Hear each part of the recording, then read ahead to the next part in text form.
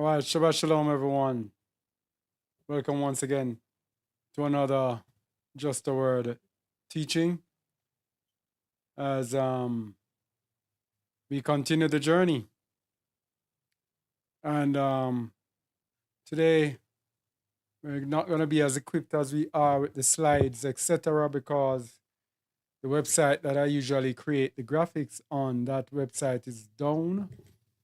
So I'll just be using the Bible from one place, so it won't be that organized for those who will be coming on later on, who love to study with the organized thing. So it will just be not so organized. So today we are going to look at true righteousness. I didn't even know what to call this teaching today. But we want to look at righteousness because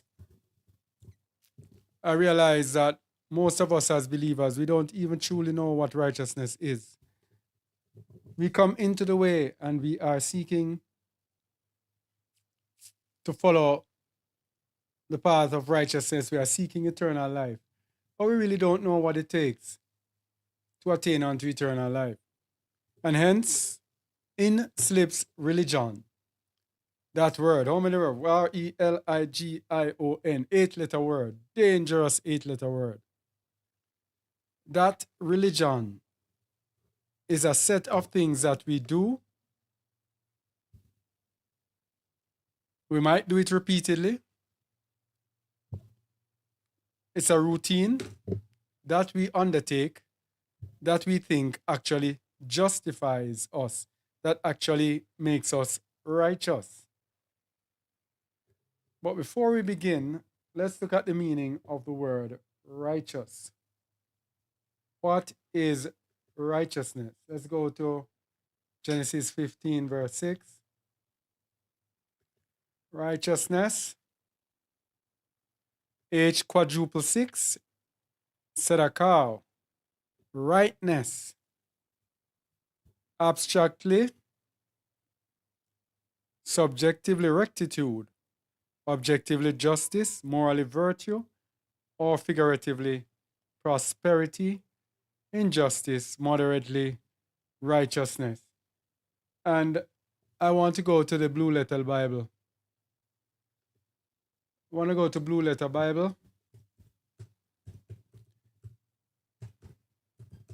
to get a better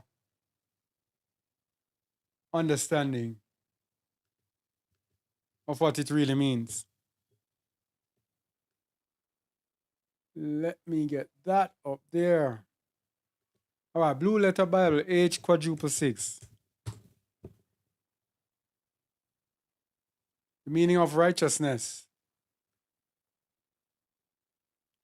Biblical usage. Justice. Righteousness. In government. Of judge, ruler, king, of law, of Davidic king, Messiah.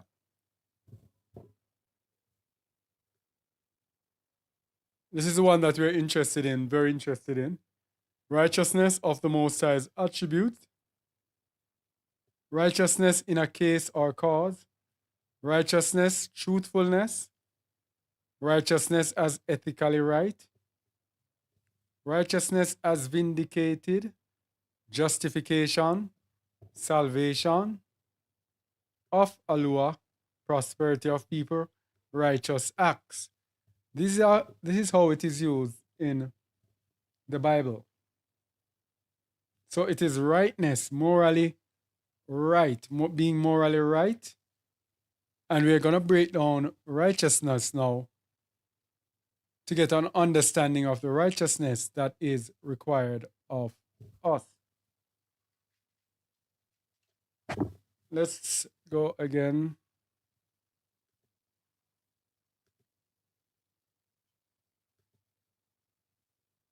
Let's go back to the scriptures. So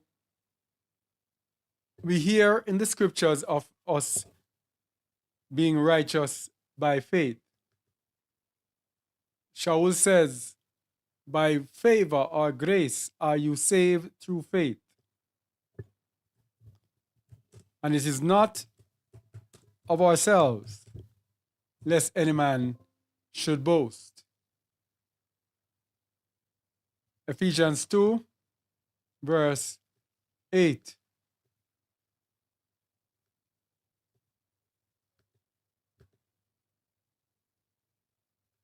For by favor, grace are you saved through faith, and that not of yourselves, it is a gift of Allah. Shaul also went on to tell us that we are righteous through faith. So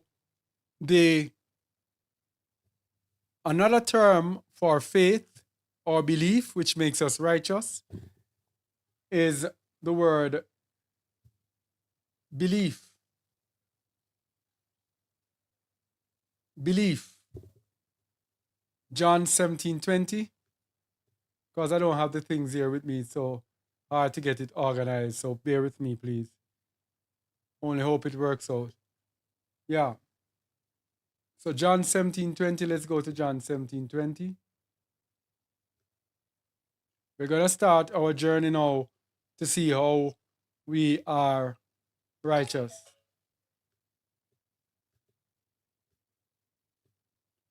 John 17:20.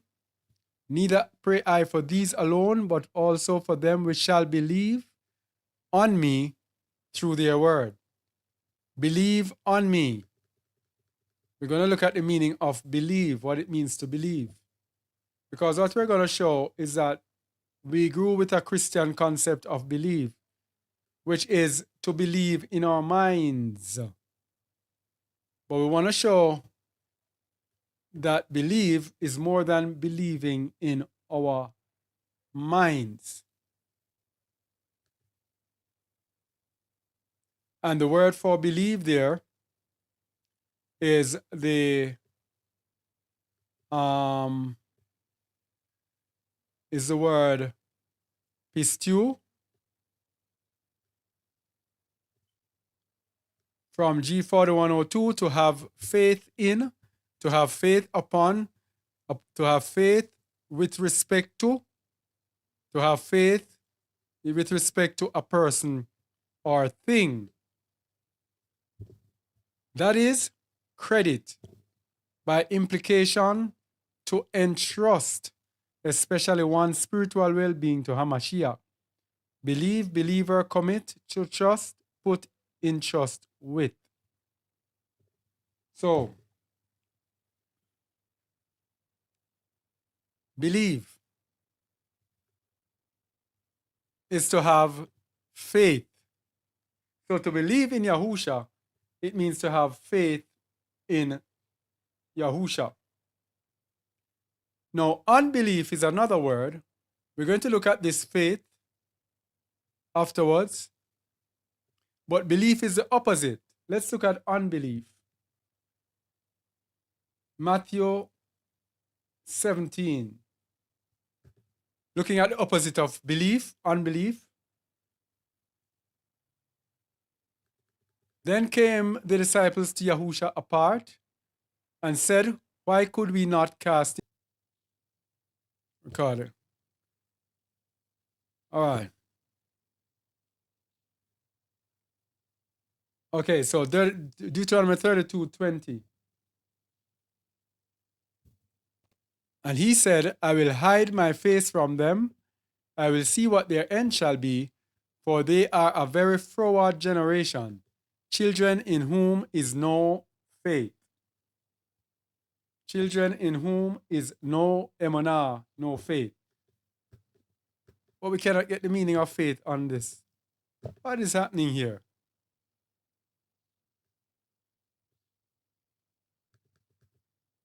Man, I used to be able to get this thing here. It's not coming up. All right, let me see what I can do here. 22.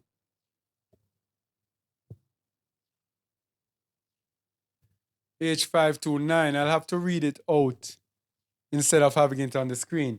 So faith here is from the Hebrew word a moon, established, that is figuratively trusty, also abstractly trustworthiness, faithful, truth. Now, faith has to do with trust. Trust. Very important. Many people believe that faith means just to believe. The trust part of the faith is what is important. Let me get myself here. Yeah, the trust part of the faith is what is very, very important. Because faith involves long suffering, it involves going through something while still believing. Going through it, still believing, unmoved, unfazed by whatever is happening to us. So we might be ill and we have a task for the Most High to execute. But we fight through it regardless of how we feel, regardless of what actually is happening with us. So that is the faith. Let me go back to it again as it regards trust. So it is actually trusting in the Most High. Something happening to us. And whatever is happening to us, we don't pay attention to it. We trust in the Most High to take us through. Our mind is not totally focused on it. We are aware of it, but our mind is not focused on it to bring us to where the natural man would normally go. Natural man would normally worry, try to solve problems, try to do the things themselves. So, for example, you're going through a period of time when you have no money, you have no way of coming up with the funds. The natural man will now start to try to find all sorts of illegal, underhanded ways of coming up with this money because we don't have no money. The true believer will be the one who says, I will rest and wait on the Most High until he shows me a way. And that way, of course, will be a way that is not unrighteous. It will be a righteous way. So it is this trust that makes faith different from belief. I can believe in something, I can believe in someone, but not have the faith to carry me through. I can have faith. What should I use, for example? I can have faith that if I go outside or if I walk down the road at midnight, no one will be able to trouble me. Just using that as an example, a silly example. No one will be able to trouble me. But to have the faith to do it, that is a different thing. I believe that the Most High will protect me. But do I have the faith to go outside and walk out there? To go where the Most High has sent me? Yes, this will be good.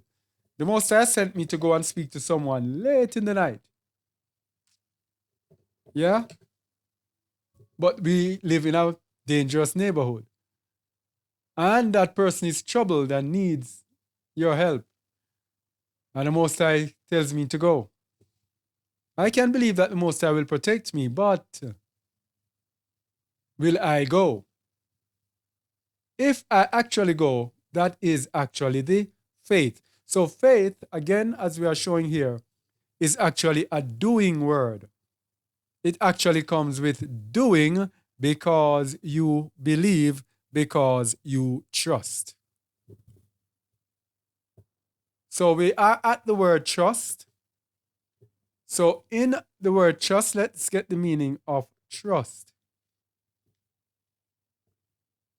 So faith has trust. So for trust, let's go to 2 Samuel 22, verse 31 for that word trust to get an understanding of it. As for Alua, his way is perfect. The word of Yahuwah is tried. He is a buckler to all them that trust in him. He is a shield, he's a hiding place, a protection to all them that trust in him. And the meaning of trust there is the Hebrew word kasa, which means to flee for protection. Figuratively, to confide in, have hope, make refuge, put trust. And the one we want to look at there is to have hope. So when you trust, you will have hope. So when you trust in the Most High, you will have hope in the Most High. So we believe, which means we trust, and which means we have faith, rather. We believe, which means we have faith. And we have faith, which means we trust. And we trust, which means we have hope in the Most High. We have hope in the Most High. So faith is actually the righteousness, which is true faith, is actually hoping in the Most High, putting our trust in him, having faith in him, waiting on him to do that which we believe he can do. So let's look at that word hope. Psalms 38:15. Psalm 38:15. For in thee, O Yahuwah, do I hope. Thou wilt hear, O my Alua. And if you notice, David here is definitively stating that he hopes in Yahuwah, and he is actually stating, he's not asking, he is stating that you will hear. This is our hope. Our hope has to be steadfast. It has to be sure. It has to be sure. So hoping comes right back to believing. So let's look at the meaning of hope.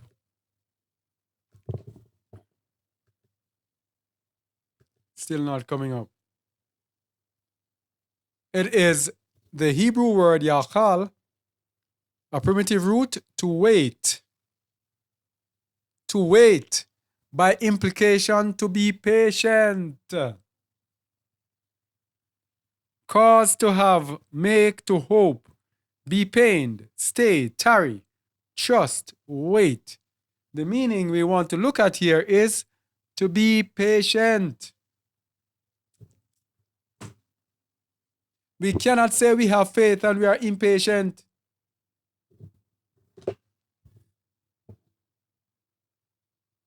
Let me say it again. We cannot say that we have hope, that we have faith, and we are impatient. So to believe, let's go back to the Christian meaning of believe, which actually means, oh, you believe in your mind. That's not it. You believe, so you have faith, which means to have trust, which means to have hope, which means to be patient, which means to wait. So to have faith is to patiently wait on the Most High to deal with things how they should be dealt with. We have to understand our calling. We are called as children of the Most High, and we are going through training. We are in a university, and we will be brought to different challenges. The greater our calling, the more the challenges we will face, because the challenges lead us to perfection. So the more we are to be perfected, the more challenges, chastening, discipline troubles, trials that we will go through. So, we have to hope, so we have to have patience. Faith involves patience. Okay, let's go again to the meaning of patience. Romans 12:12. Romans 12:12. Rejoicing in hope, patient in tribulation, continuing instantly in prayer. Rejoicing in hope. So while we are hoping, we are rejoicing because we are believing patiently something to happen, to come, that we have not yet seen. This teaching, of course, ties in with last week's teaching about sacrifice. Sacrifice of praise, sacrifice of joy, sacrifice of thanksgiving, spiritual sacrifices. Rejoicing in hope, patient in tribulation. So while we are going through tribulation, which means pressure, anguish, burdens, persecution, trouble, while we are going through those things, we are patient, which means it's the Greek word hupomeno, to stay under or behind. That is, remain. Figuratively, to undergo. That is, bear trials. Have fortitude. Persevere. Abide. Endure. Take patiently. Suffer. Tarry behind. Patient is a word which means when you are going through trouble, you are going to bear the trouble, the trials, the afflictions, the persecutions. You are going to bear them cheerfully. You are going to bear them and you're not going to be flustered. You're not going to get miserable. You're not going to be crying like a crybaby. You are going to grin and bear it. You're going to grit your teeth and go through. Teeth, as they say in English. Teeth. In Jamaica, we say teeth. Anyway, you're going to grit your teeth and bear it. You are going to be patient with the hope that the Most High is going to take you through. This is what justifies us, people. This is what justifies us. When Shaul was speaking about being righteous through emunah, through faith, this is what he was talking about. Some people make it seem as if being righteous through emunah is an easy thing. Oh, you're seeking an easy way out. No, we are righteous through what we believe.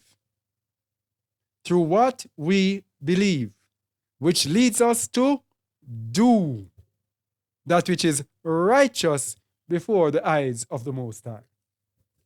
So when the Most High sees us, let me go here. So when the Most High sees us going through trouble and trials and pain and tribulation, and we are believing in Him to take us through, that is what makes us righteous. Yes? And it is not only our righteousness, because our righteousness is like filthy rags. It is the standard of righteousness that He gave us, which is the righteousness, which is through faith in his Son. Through faith in the blood of his Son, through faith in the power of the Ruach through his Son, to lead us and guide us and to take us through the faith that Yahusha was raised from the dead by the power of Yahuwah. Through faith, believing in him, abiding in Yahusha, which is the next thing we're going to look at. When we are patient, one of the meanings is abide, and we're going to look at abide. Because our righteousness is abiding in our own strength. Listen to this very carefully. Our own righteousness, which is like filthy rags, is abiding in our own strength. So the Most High gave us a standard of righteousness to abide in, which is above our own strength, which also now takes us away from our own belief, away from believing in ourselves, to again believing in the Most High. And that what he gave us to abide in is his Son. So everything goes around to his Son. So we have broken it down from belief to faith, to trust, to hope, to patience, and we have now come down to abide. So it brings us right back to his Son. Let's go there. John 15, verse 4. I hope we are staying with this. And the Son said, abide in me, and I in you. This is the patience that we are needed to display to be righteous before the Most High. It is abiding in Yahusha. And remember, patience is abiding, tarrying, waiting. We wait in Yahusha. So while we are going through what we are going through, our patience is waiting in Yahusha, which means to dwell in his words, in his teachings, in his promises, in his hope, in his faith, dwelling in him, resting in him, knowing that we have Yahusha and our hope will never be shut down. We know that our hope is eternal life through Yahusha HaMashiach. So Yahusha said, abide in me and I in you. So when we're going through it, we're not going through it because of our own strength. We're going through it because we are living the faith of Yahusha. And the faith of Yahusha is the willingness to die for righteousness, the willingness to suffer for righteousness, the willingness to be persecuted, to be reviled and not to revile again. This is the patience that we need to display. Going through the world of trouble, and no one can know, because we keep it within ourselves. We are able to overcome through the strength that is in Yahusha HaMashiach. Abide in me and I in you. As the branch cannot bear fruit of itself, except it abide in the vine, no more can you except you abide in me. So we cannot bear fruit unless we abide in Yahusha. So when we are going through trials and troubles are coming up, if we do not take on the image, the likeness of Yahusha, we will not be able to abide. I am the vine, ye are the branches. He that abideth in me, and I in him, the same bringeth forth much fruit, for without me ye can do nothing. If a man abide not in me, he is cast forth as a branch, and is withered, and men gather them and cast them into the fire, and they are burned. So if we cannot abide in him, then we are going to be good for nothing.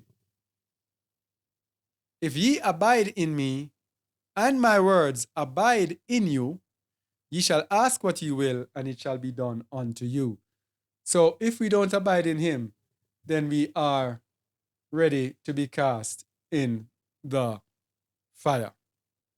Very, very unfortunate, but patience means abiding in Yahusha HaMashiach. All right. All right, I'm looking. Yeah. So that is the patience. Now, those who have this patience are referred to in the Bible as the just. The righteous are the just. So, the just is the lawful righteous man. Now, in the Old Testament, the law was our standard of righteousness. Deuteronomy 29:29. The law was our standard of righteousness.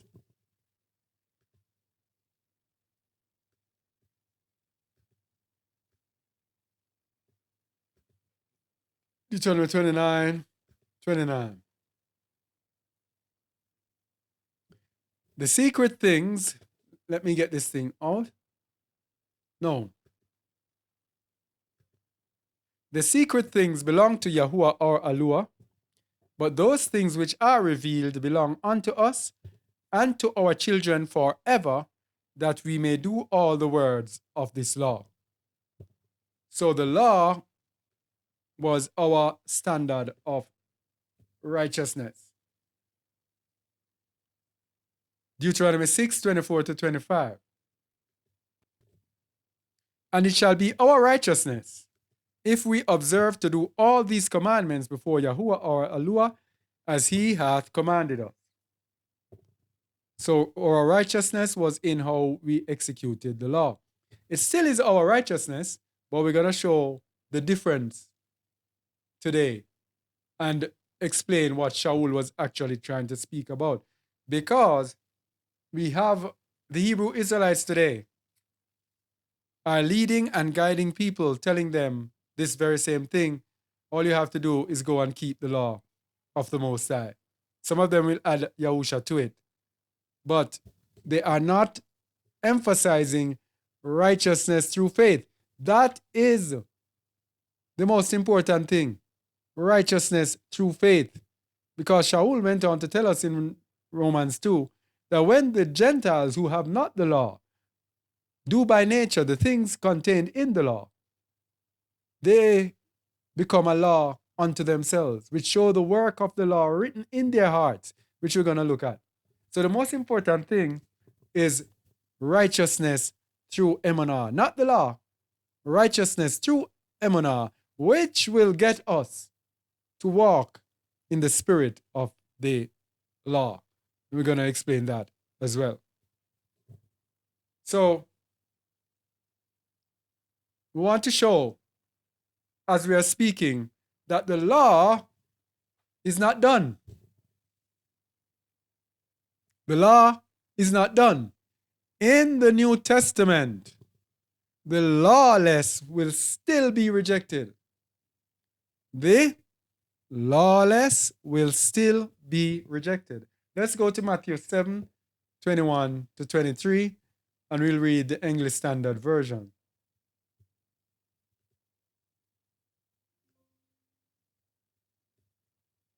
So don't think when we're talking about righteousness first, we're saying throw away the law. You cannot. Because if you throw away the law, you will remain lawless. Matthew 7:21-23, English Standard Version. Not everyone who says to me, Master, Master, will enter the kingdom of Shamayim, but the one who does the will of my Father who is in Shamayim. On that day, many will say to me, Master, Master, did we not prophesy in your name and cast out demons in your name and do many mighty works in your name? And then will I declare to them, I never knew you. Depart from me, you workers of lawlessness. Lawlessness. Give me a minute, please.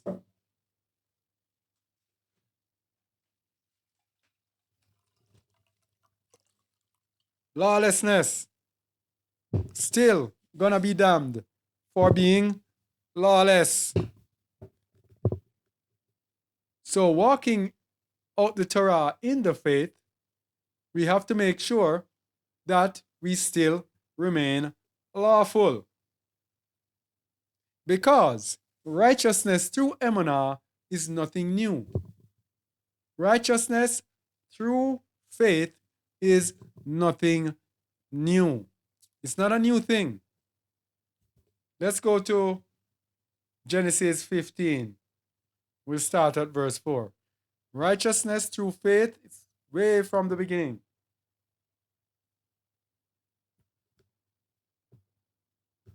And if you even look at Adam and Eve, if Eve had faith to believe and trust in what the Most High said, then she wouldn't have done what she did.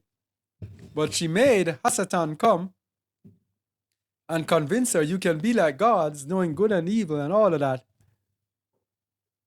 She looked to the fruit to get her to do it, to reach to where Satan said she could reach.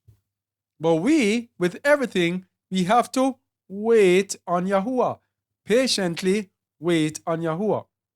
That is faith. And that is what makes us righteous before the Most High, if we are willing to wait on Him despite the odds. Genesis 15 verse 4.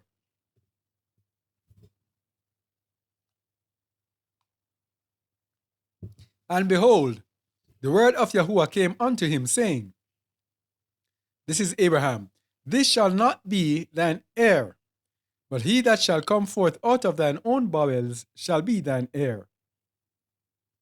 And he brought him forth abroad, and said, look now toward heaven, and tell the stars, if thou be able to number them. And he said unto him, so shall thy seed be. And he believed in Yahuwah, and he counted to him for righteousness. Righteousness through faith is nothing new. Abraham believed in Yahuwah, in that which Yahuwah said to him, and he counted to him for righteousness. Habakkuk 2 verse 4. Righteousness through emunah is not a New Testament thingy. Habakkuk 2 verse 4.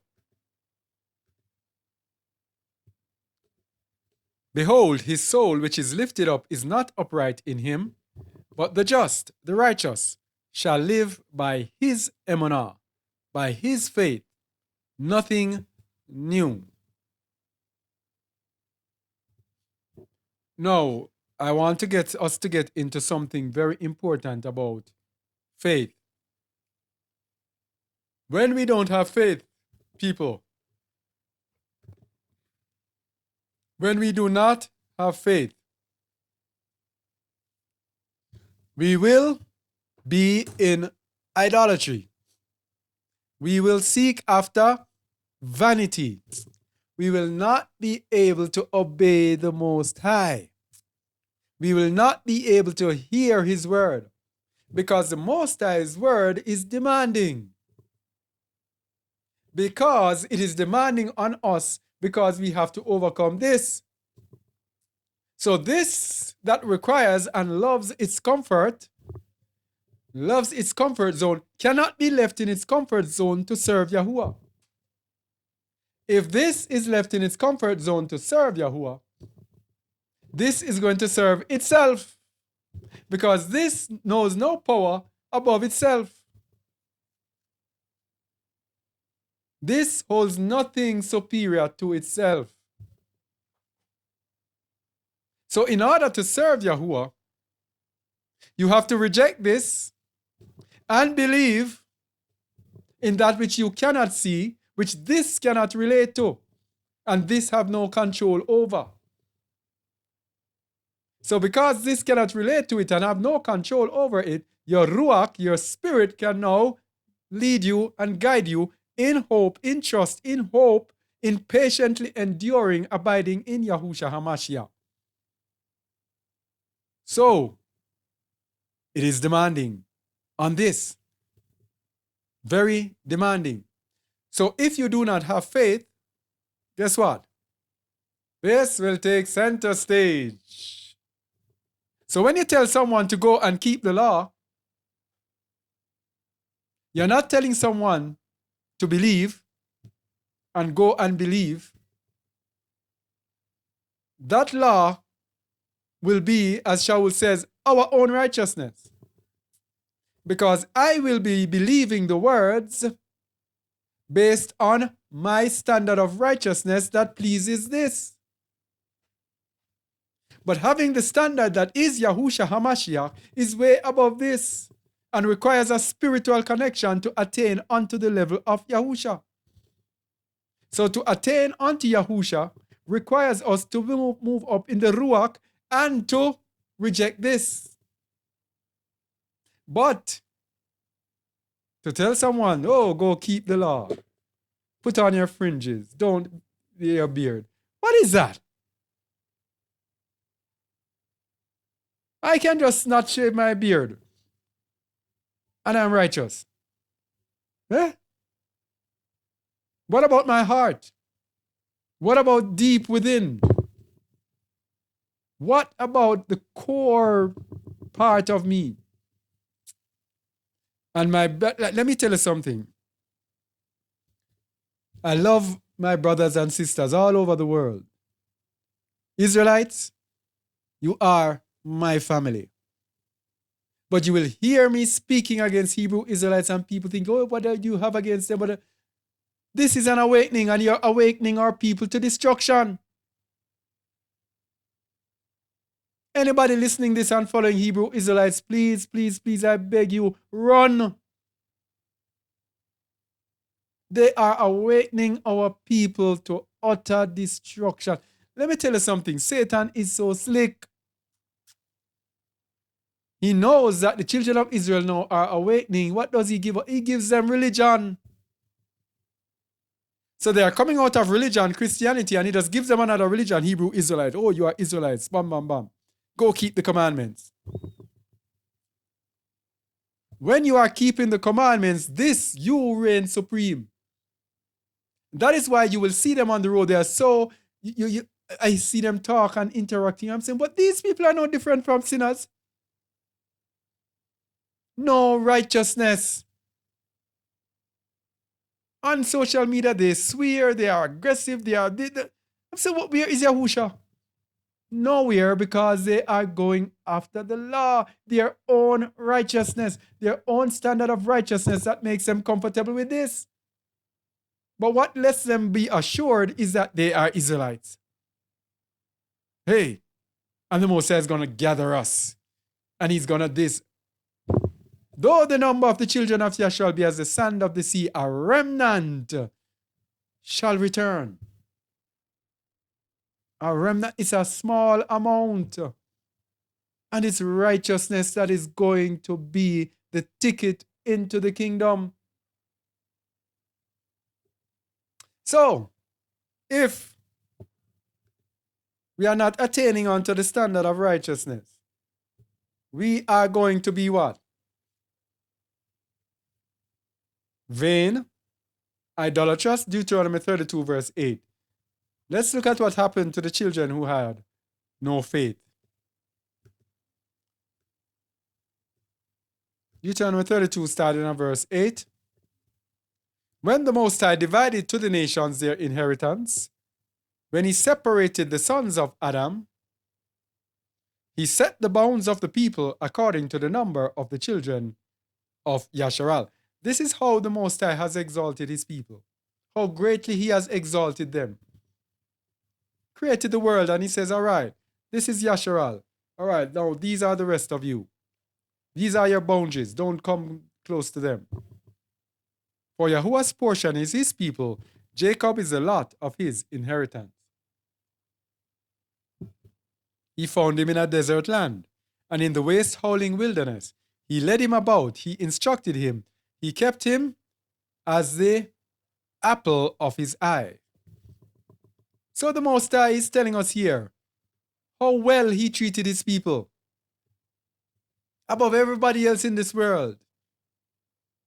As an eagle stirreth up her nest, fluttereth over her young, spreadeth abroad her wings, taketh them, beareth them on her wings, so Yahuwah alone did lead him, and there was no strange Elohim with him.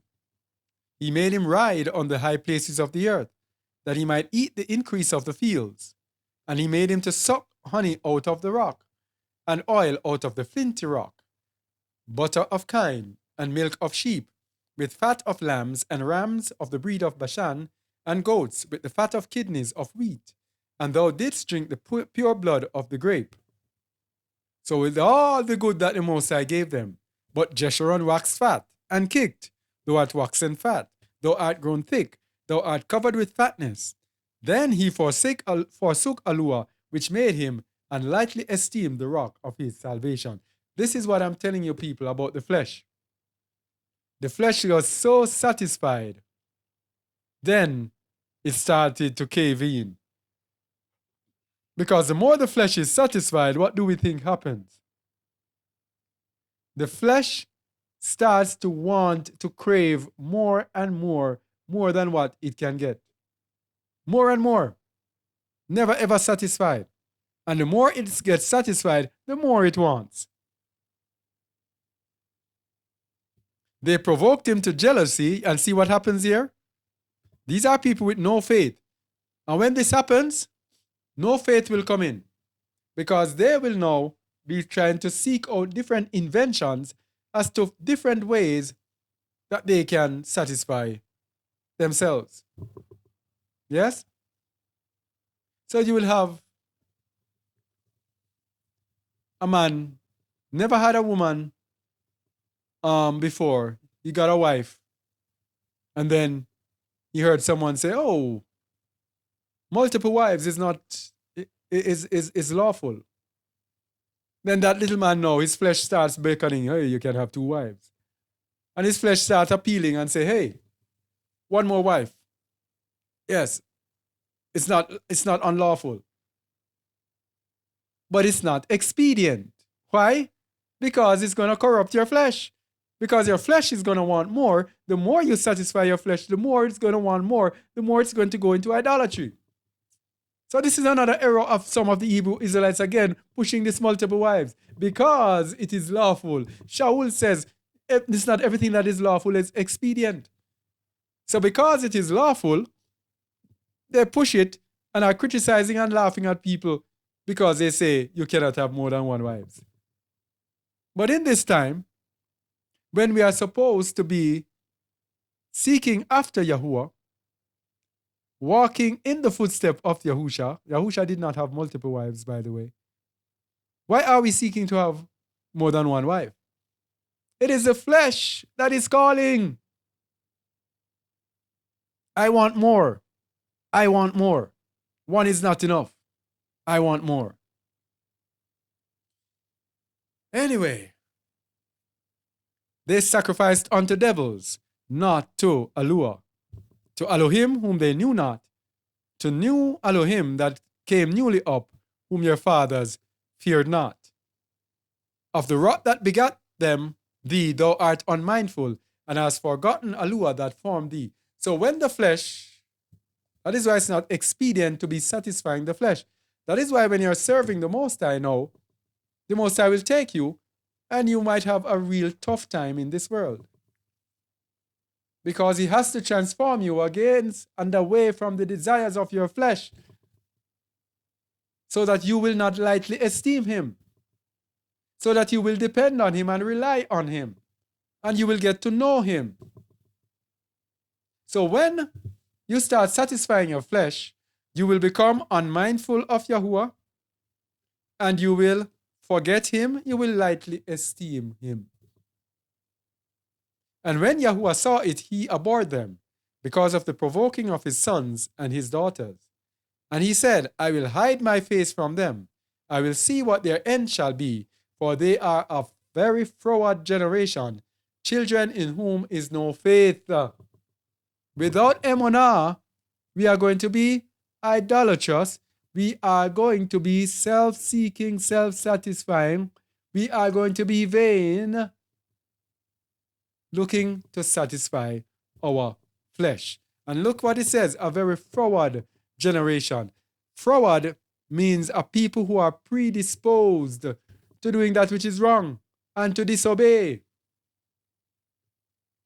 So we are going to be predisposed to disobey the Most High. We will not be able to disobey Him if we have no faith. That is why we are righteous through faith. That is why our righteousness is through faith, and not only faith, full stop, because it could mean our own faith of our own efforts, but righteousness through the faith that is in Yahusha, which is to follow Yahusha, the example that the Most High has set as our standard of righteousness, which is the standard of perfection, which will get us to be perfect and not descend into the desires of the flesh. That is why the Most High accepts us as being righteous through Emanah in Yahusha HaMashiach. Following His Son, we will see the righteousness that pleases the Most High. Not our righteousness, which is of the law. Yes? So my righteousness now, when it comes to wives, I could say, well, I have 2 wives, and I treat both of them very well. I treat them according to the Torah. Because the Torah says you must not give any more than the other, and whatever. I treat them according to Torah. So I am righteous. The righteousness that is in Yahuwah is that you are willing to forego the pleasures of another wife. Even Shaul says he wished that everyone was like him, which is without a wife. But if you are burning, have a wife. Then nothing is wrong with that. But piling on 2, 3 wives, that is not expedient. Lawful, but not expedient. Okay? They have moved me to jealousy with that which is not Alua. They have provoked me to anger with their vanities, and I will move them to jealousy with those which are not a people. I will provoke them to anger with a foolish nation. For a fire is kindled in my anger, and shall burn unto the lowest hell, and shall consume the earth with her increase, and set on fire the foundations of the mountains. I will heap mischiefs on them. I will spend my arrows upon them. So this is what happened to us. Provoked us to a jealousy with a foolish nation. A foolish nation was given over us to give us religion, Christianity, etc. And this was because we had no faith. Now, continuing the fact that when we have no faith, we will go into idolatry and all sorts of things. So we're showing all of this to show why it is important that we are righteous through faith. Why it is important that you don't go and tell people to keep law, but you go and tell people to follow Yahusha, to have the faith of Yahusha. Jeremiah 44, let's go to verse 1. This is what happens with people who have no faith. We'll go to verse 8. The word that came to Jeremiah concerning all the Jews who dwell in the land of Mitzrayim, which dwell at Migdol and at Taphanes and Noph, and in the country of Patros, saying, Thus saith Yahuwah Sabaoth. As I see this, man, but an error. Somebody was arguing with me on our other channel that when we see in the Bible Yahuwah Sabaoth, it is speaking about Yahusha. Man, some things, some doctrines that people have. Yahuwah Sabaoth, Yahuwah of hosts, actually means Yahuwah of armies. Is actually exalting or extolling the Most High. Sabaoth, a mass of persons, especially regularized, organized for war. By implication, a campaign, literally or figuratively. Army, battle, company, host, soldiers. So he's actually telling you that he is the real bad man. And they are saying that this is Yahusha. Anyway, let's continue. Hey, thus saith Yahuwah Sabaoth, the Alua of Yasharal, ye have seen all the evil that I have brought upon Jerusalem, and upon all the cities of Yehuda, and behold, this day they are a desolation, and no man dwelleth therein. Because of their wickedness which they have committed, to provoke me to anger, in that they went to burn incense, and to serve other Elohim, whom they knew not, neither they, ye, nor your fathers. Howbeit I sent unto you all my servants the prophets, rising early and sending them, saying, Oh, do not this abominable thing that I hate. But they hearkened not, nor inclined their ear to turn from their wickedness, to burn no incense unto other Elohim. This is what happens to you when you have no faith. You will not be able to hear Yahuwah. You will only be able to beckon to your flesh. Wherefore my fury and mine anger was poured forth, and was kindled in the cities of Yehuda and in the streets of Jerusalem, and they are wasted and desolate as at this day. Now, Jeremiah was telling these people, these Jews, what had already happened. These people are not going to care what happened. They're not going to care what the Most High is saying that he would do to them. All they want to do is to know that they satisfy their flesh. Therefore, thus saith Yahuwah, the Alua Sabaoth, the Alua of Yasharal. Wherefore, commit ye this great evil against your souls, to cut off from you man and woman, child and suckling out of Judah, to leave you none to remain, in that ye provoke me unto wrath with the works of your hands, burning incense unto other Elohim in the land of Mitzrayim, whither ye be gone to dwell, that ye might cut yourselves off, and that ye might be a curse and a reproach among all the nations of the earth. Then we jump to verse 15. Then all the men which knew that their wives had burned incense unto other Elohim, there we go again, the wives, the women, the wives, the women.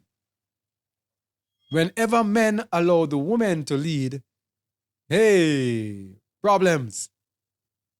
All the men which knew that their wives had burned incense unto other Elohim, and all the women that stood by, a great multitude, even all the people that dwelt in the land of Mitzrayim in Patros, answered Jeremiah, saying, and this is another thing here that we kind of need to highlight.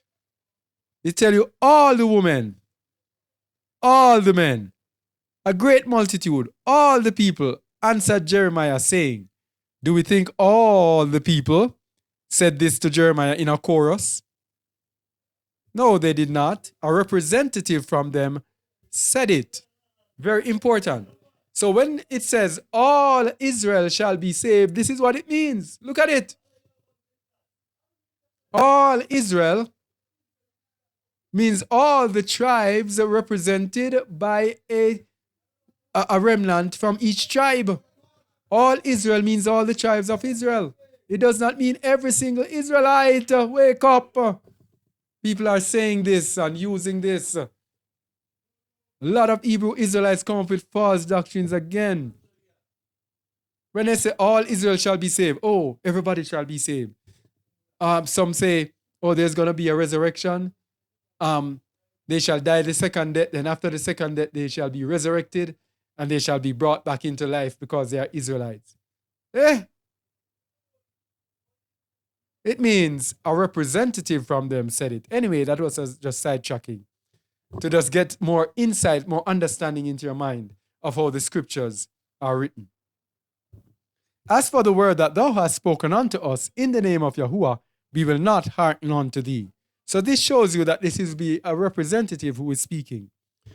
But we will certainly do whatsoever thing goeth forth out of our own mouth, to burn incense unto the Queen of heaven, and to pour out drink offerings unto her, as we have done.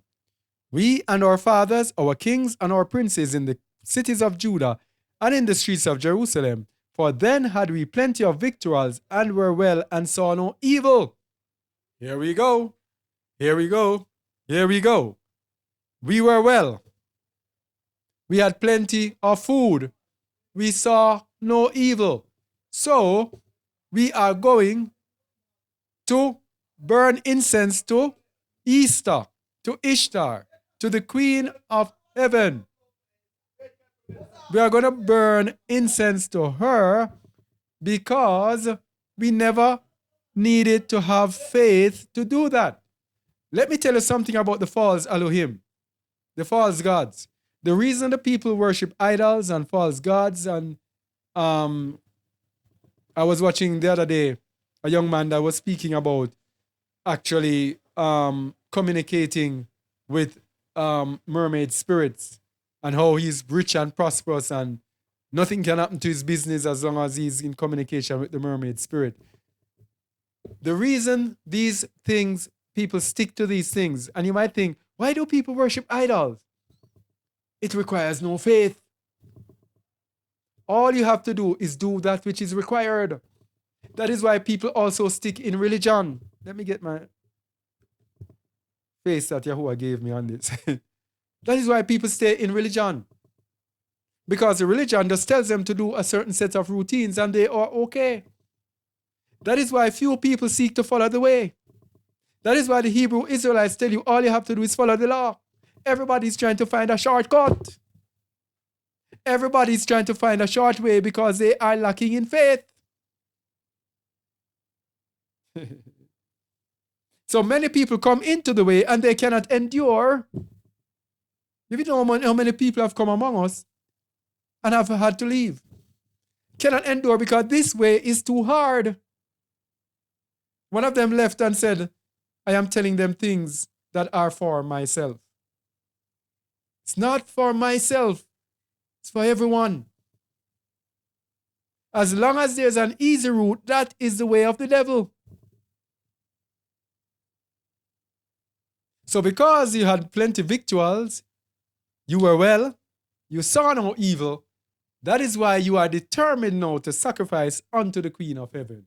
Because you have no faith. With Yahuwah, you have to be like me. I hope on Yahuwah for everything. And that is why pastors, etc., they will go out there and it's all about the money. Collection. Money, money, money. Many of them cannot wait on Yahuwah to provide. If you're like me, I just wait on Yahuwah to provide. Doing nothing for gain, just waiting on Yahuwah. Most people cannot do that. That requires emunah. And so, victuals, I have plenty of victuals. I see no evil. I this. So guess what? Go and sacrifice unto the Queen of Heaven so that we will be okay. People who have emunah are those who are willing, as we said at the start, to wait.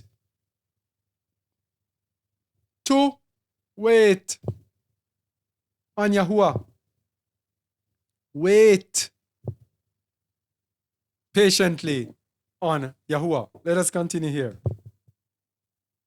This teaching might have to be a two-part teaching. How much? Oh, 1 hour.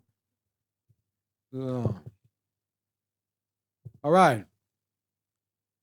Let me go 17 again. But we will certainly do whatsoever thing goeth forth out of our own mouth, to burn incense unto the Queen of Heaven, unto Easter. Why do you think, I can't read this verse. Why do you think the Christians, when you go to them and tell them about Christmas and Easter, that it is wrong, why do you think most of them know and they cannot let it go? Because it is well with them. Nothing is wrong. Everything is okay. They are being provided for. And that is why Christianity emphasizes so much material success. It's the Queen of Heaven. It's not Yahuwah. And to pour out drink offerings unto her, as we have done. we and our fathers, our kings and our princes, in the cities of Yehuda and in the streets of Jerusalem. For then had we plenty of victuals and were well and saw no evil. But since we left off to burn incense to the Queen of Heaven and to pour out drink offerings unto her, we have wanted all things and have been consumed by the sword and famine. Let's go to Sirach chapter 2.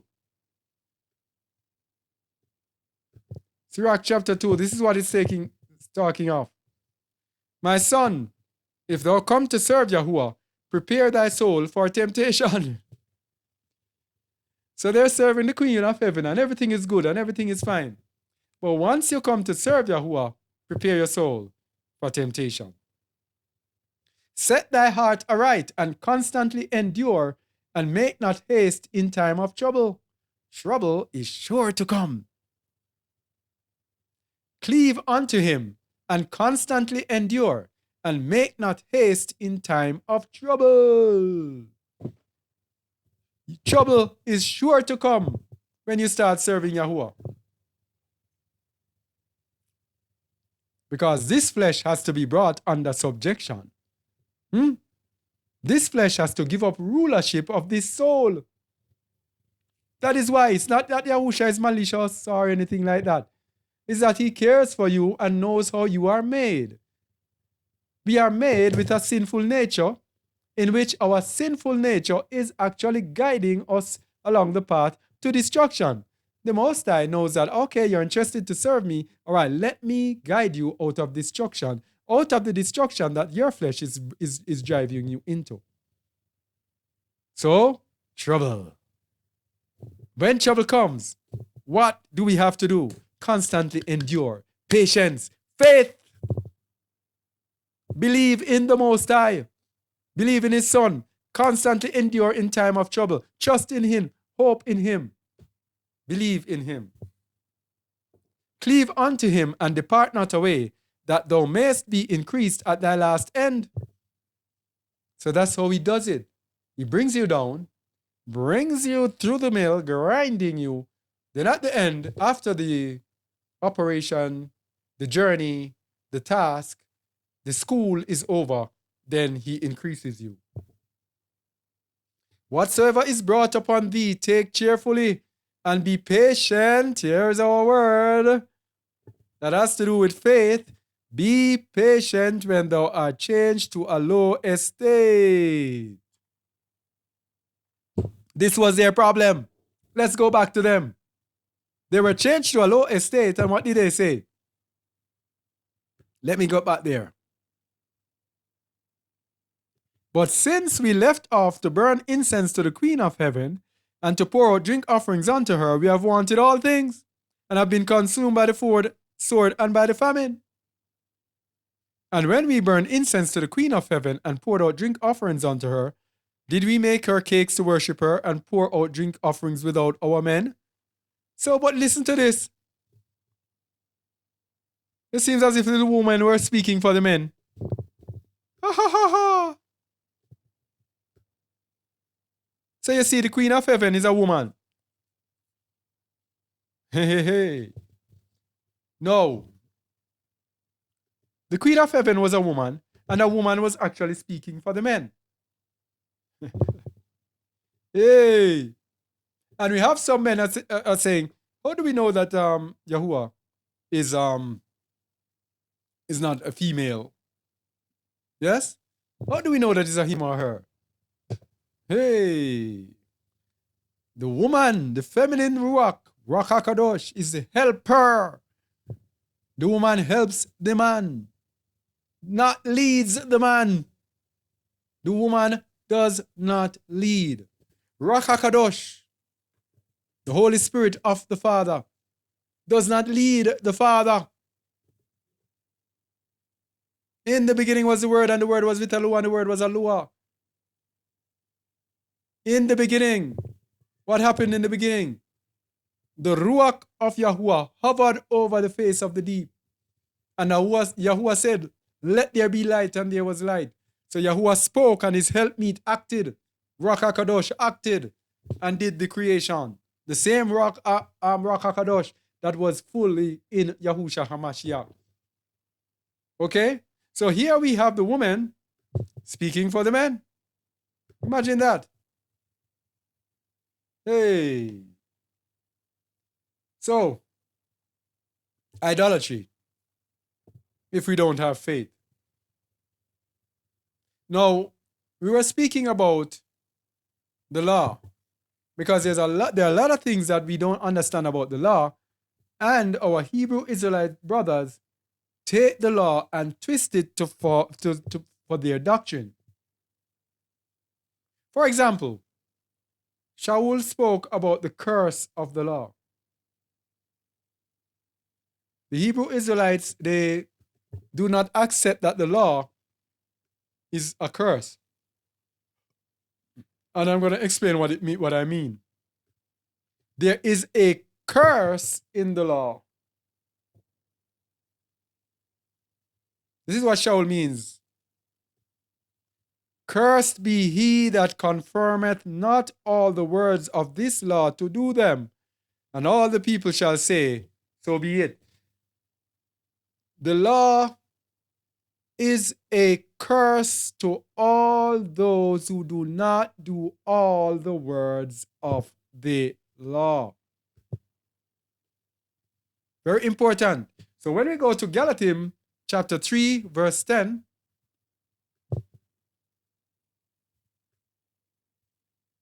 the Most High gave us the law in preparation for Messiah. The law is not the wherewithal. Galatians 3, verse 10. For as many as are of the works of the law are under the curse. The curse. The curse. For it is written, cursed is everyone that continueth not in all things which are written in the book of the law to do them. So the law has a curse to it if we don't do all of it. Very important. But that no man is justified by the law, and here's another thing with their doctrines again. They will tell you, oh, this law that it's talking about. Paul was not talking about the law itself.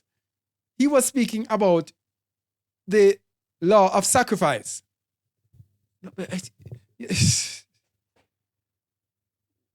Where these people get their things from, I do not know. Where they contrive their things to form their doctrines. Here is speaking about the works of the law. So they're saying, oh, the works of the law is the law of sacrifice. If you go back to where we're just coming from, it's the law itself. Curses everyone that continueth not in all things. I tell you, the Hebrew Israelites are bringing our people to destruction. Cursed is everyone that continueth not in all things which are written in the book of the law to do them, not the law of sacrifice.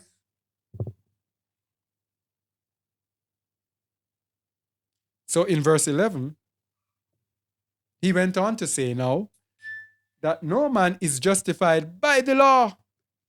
He didn't say by the works of the law, by the law. You're not justified by the law in the sight of Allah. It is evident, but the just shall live by faith. This is what Shaul is speaking about. It is faith that justifies you, not the law that you do. So when people ask you, what do they do to go back to the Most High? You cannot tell them to go back to the law. You're damning them because they're going to set up their own righteousness, which is of the law. And they're going to be hearing you cursing, swearing, saying bad things about people, hating on people and mocking people and jeering people, and think that it is okay. So, no man is justified by the law in the sight of Allah. So they are on the streets telling people that they are justified by the law.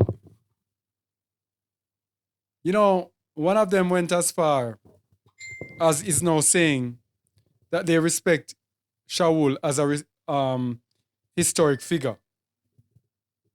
But Shaul, they undermine Shaul's writings. Shaul's writings are anyone who has an ulterior motive, they're not going to be able to see it. It's going to destroy them. But anyone who is seeking the truth will be able to see it. But that no man is justified by the law in the sight of Allah, it is evident the just shall live by faith.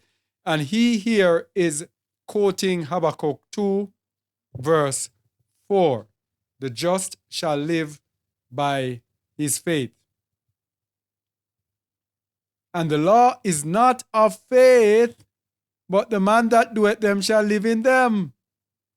The law is not of faith. That's what Shaul was trying to say. The law just gives you things to do. You do them because you're told to do them. Yes? You go to school, you might wear uniform to school because you're told to wear the uniform. And they will tell you the dimensions of the uniform. For example, in Jamaica, they will tell you at some schools, the dress cannot be certain, has to be below the knee, or cannot be such and such above the knee, etc. You do those things because you are told to do them. The boys must not wear their shirts outside of their pants. Yeah? Those are instructions you are given. It requires no faith to do them. It just requires some form of obedience. But it is believing that justifies us. The just shall live by faith. Verse 13. Hamashiach hath redeemed us from the curse of the law. Which curse? Which curse? Cursed is every man that continueth not in all the things of this law to do them. Hamashiach has redeemed us from it, being made a curse for us. For it is written, cursed is everyone that hangeth on a tree. That the barakah of Abraham might come on the Gentiles through Yahusha Hamashiach, that we might receive the promise of the Ruach through Emunah. So what he's saying here, that the curse of the law, we have been redeemed from it, so that the Gentiles, those who actually do not keep the law to the letter, can now have access to the barakah of Abraham, so that they might receive the promise of the Ruach through faith. So, the law is not of faith. Why are we telling people that they have to keep the law? To be fair, the law is necessary. Don't think we're saying that no law. The law is necessary. Because in Revelation 14:12 it says, here is the patience of the saints, here are they that keep the commandments of Allah and the faith of Yahusha. But we have to understand what part the law plays. And we're going to see that in this teaching today. Now here in the book of 1 Timothy, Shaul gave warnings against false teachers. This is written to the Hebrew Israelites today. 1 Timothy 1, verse 5. You know that in the earlier part of our teachings, we would always speak about Christianity.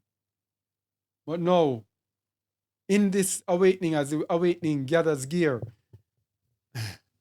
I even saw one of them. Oh boy. I saw one of them having a workshop about the new covenant. They are so adamant on teaching that the new covenant has not begun. Why? Because it gives them an opportunity. Let me go to the face that Yahuwah gave me. Yes, I'm there. It gives them an opportunity to set up their own righteousness, which is of the law. So if you say the new covenant is not ready yet, all those things that Yahusha said, all those things that what Shaul said, you can push them aside. And I see people responding, oh, could you send me the link so that I can get to know this truth or get this understanding? And I'm looking at it, oh man, these people are destroying our people. Hey. Anyway, let's go back to it. 1 Timothy 1 verse 5. Wisdom is the principal thing, yeah? So get wisdom. But in all thy getting, get understanding. And that is what our people do not have. Do not have understanding.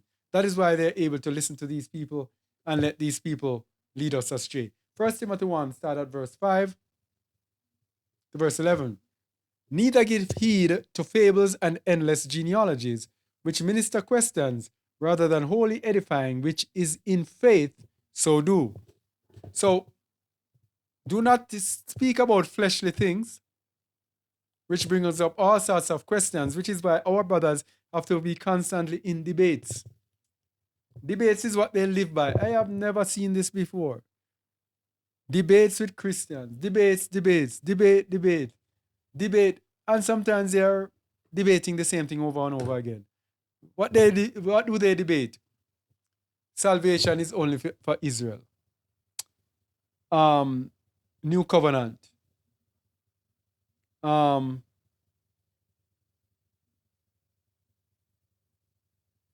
are we saved? What else? And almost every group, you keep debating with this one about it, then debate with that one about it.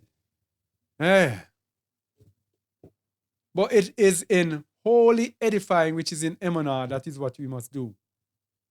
Now, the end of the commandment. The end here is the word, I think it's pisteu. Telos, rather. The telos of the commandment. The word telos there means to set out for a definite point or goal. Properly, the point aimed at as a limit. I don't have to go any further. By implication, the conclusion of an act or state. So, what the commandment is aiming at, what the commandment is to bring us to, is love out of a pure heart and of a good conscience and of emunah, of faith unfeigned. This is all the commandment is aimed at. This is why it is not the wherewithal. It is guiding us and leading us to this. So the point aimed at, which is Yahusha HaMashiach, will bring out all these things: love out of a pure heart, a good conscience, and of faith unfeigned. This is what we should be focusing on. Not every day talking about law. From which some, having swerved, have turned aside unto vain jangling, to debates, desiring to be teachers of the law, understanding neither what they say or whereof they affirm. And that's it. They will tell you they know the law. They are teachers of the law. But we know that the law is good if a man use it lawfully. The law is good if a man use it lawfully. If you do what it says lawfully, it is good. Knowing this, that the law is not made for a righteous man. There we go. The law is not made for a righteous man. What does he mean by this? The law shows us what sin is. When you are righteous, walking in faith, in emunah, in pure emunah, you will be walking out the righteousness of the law in the Spirit. So the law was not made for you. The law was made to show those who are transgressors that they are transgressing. Very, very, very simple. But for the lawless and disobedient, for the unholy and for sinners, for unholy and profane, for murderers of fathers and murderers of mothers, for manslayers, for whoremongers, for them that defile themselves with mankind, for men stealers, for liars, for perjured persons, and if there be any other thing that is contrary to sound doctrine, according to the splendid gospel of the Barak Alua, which was committed to my trust. So the law was not made for a righteous man. It is emunah that was made for a righteous man. Let's go down to 18. This charge I commit unto thee, son Timothy, according to the prophecies which went before thee, that thou by them mightest war a good warfare, holding faith. He didn't say holding the law. Holding faith and a good conscience, which some having put away concerning faith have made shipwreck. So if we put faith and a good conscience away, we are going to go into destruction. Of whom is Hymenaeus and Alexander, whom I have delivered unto Satan, that they might learn not to blaspheme. We have to hold faith and a good conscience. That is the core, not the law, the law, the law. So let's look at the righteousness of Yahuwah through faith. Romans 3:21.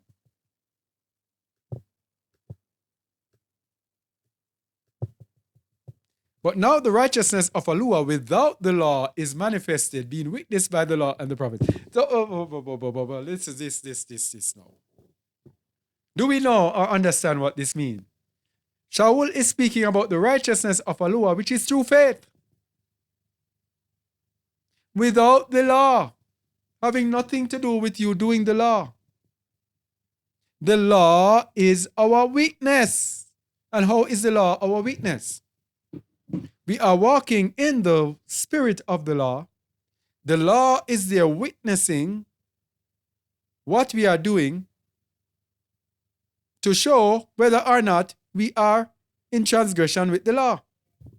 Because when you are walking out the law in the spirit, you are walking in the righteousness of the law.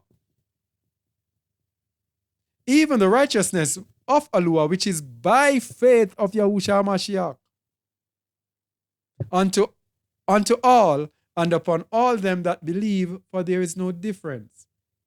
For all have sinned and come short of the splendor of Yahuwah.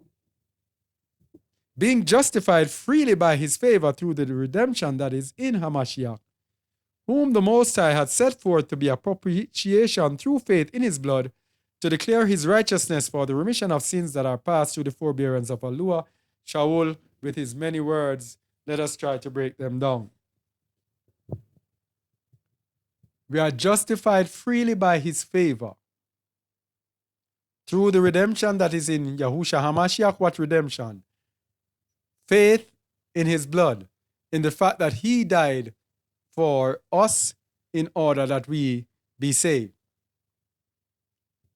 To declare his righteousness for the remission of sins that are past. So the Most High declared his righteousness through the ability that he gave us to have our sins forgiven through Yahusha. To declare, I say, at this time his righteousness, that he might be just and the justifier of him which believeth in Yahusha. So we who believe in Yahusha, the Most High justifies us because we believe on that which the Most High has done. You see, that which the Most High has done through Yahusha, if we take it for granted, if we reject it, it makes the Most High, it does no good to the Most High because of the great gift that he has given us, and we undermine that gift. He will look on us as us rejecting his gift. Okay? Where is boasting then? It is excluded by what law? Of works? Nay, but by the law of faith. So we do not boast, and we cannot boast, because it is not of our own efforts. It is not of our own doing that we are justified. We are justified by the work of Yahuwah, who did a work in Yahusha for us. So we have no boasting. When we have the law now, we can boast. We can boast on what we do and what we don't do. Oh, I have my hair, the woman, I have my hair covered. I don't wear makeup. I don't this. The men would say, oh, I have my beard. I wear my fringes. I do this. I do that. My own righteousness. No, no, no, no. Therefore, we conclude that a man is justified by faith without the deeds of the law, without doing the law. And this deeds of the law, that is what they say is animal sacrifices. This is so disingenuous. This is so sad. Is he the Alua of the Jews only? He is not also of the Gentiles? Yes, of the Gentiles also. Seeing it is one Alua which shall justify the circumcision by faith and the circumcision through faith, do we then make void the law through faith? Alua abid, yea, we establish the law. So we don't void the law because we have faith. This is what we're saying, that the law is still necessary, or else we will be lawless. We don't void the law through faith, we establish or we uphold the law. That word establish there is histemi, which means to stand, to abide, to appoint, to bring, to continue, to hold up, to set up. So we hold up the law, we let the law stand through our faith, because we will not be walking in disobedience to the law when we are walking in faith, because we will be holding faith and a good conscience. And a good conscience. All right.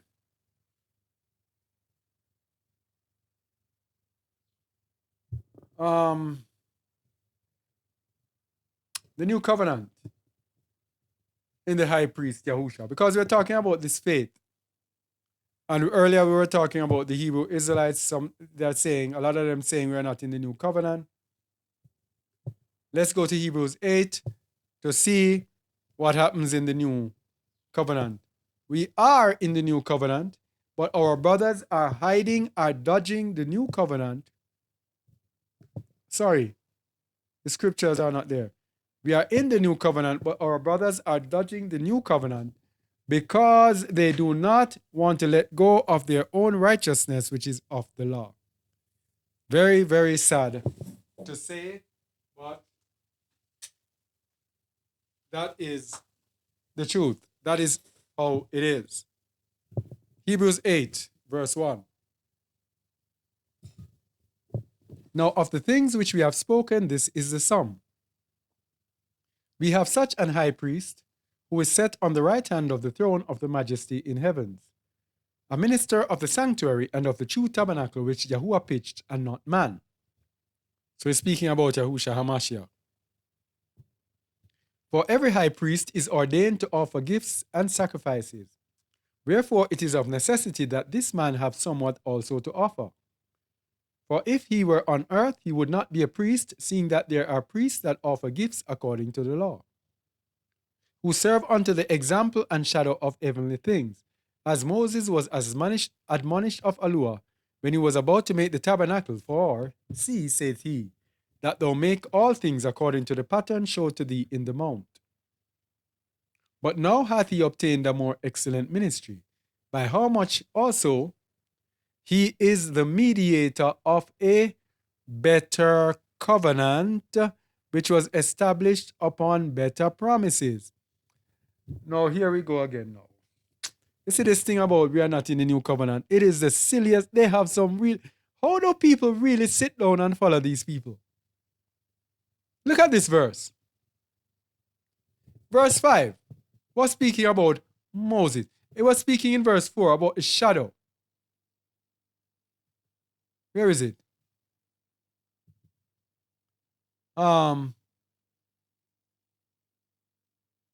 Verse 5 was speaking about the time of Moses, which was a shadow of things to come.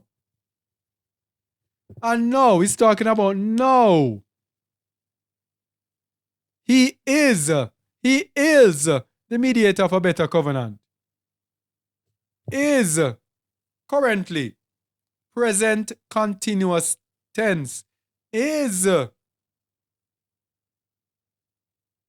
which was established upon better covenant. That means the new covenant has already been established. Come on, how can you say we're not in the new covenant? Was. I'm no bright person in school, but these are simple things.